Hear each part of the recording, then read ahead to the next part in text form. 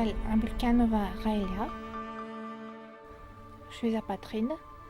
Mon statut d'origine, c'était URSS. Je suis née au Kazakhstan, origine ethnique tatar. J'ai vécu au Kazakhstan jusqu'à 17 ans. J'ai quitté le Kazakhstan pour faire mes études en Russie. Dans un an, l'URSS s'est désagrégée. Et comme la citoyenneté a été distribuée aux personnes qui possédaient l'enregistrement permanent, donc je n'ai pas pu en bénéficier. On ne se posait pas la question de nationalité, de citoyenneté. Parce qu'avec la désagrégation de l'URSS, toutes les républiques ex-soviétiques ils sont tombées dans une crise économique épouvantable. Et donc la première question que se posaient les gens, c'était comment survivre, mais pas la question de la nationalité.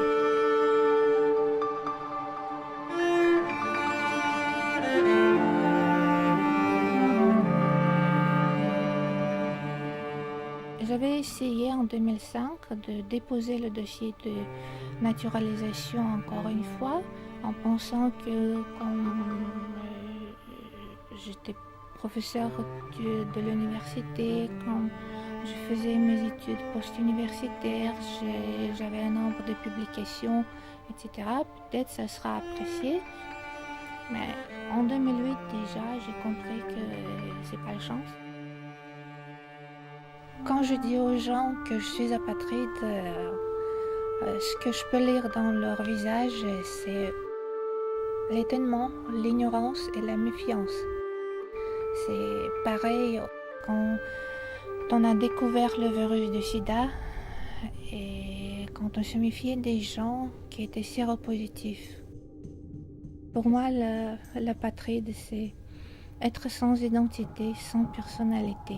Qu'on n'a pas de racines, qu'on n'a pas d'état, qu'on n'a pas de la maison, qu'on n'a pas de chez soi, qu'on n'a pas d'identité, on n'a pas de personnalité. Ça, c'est presque invivable.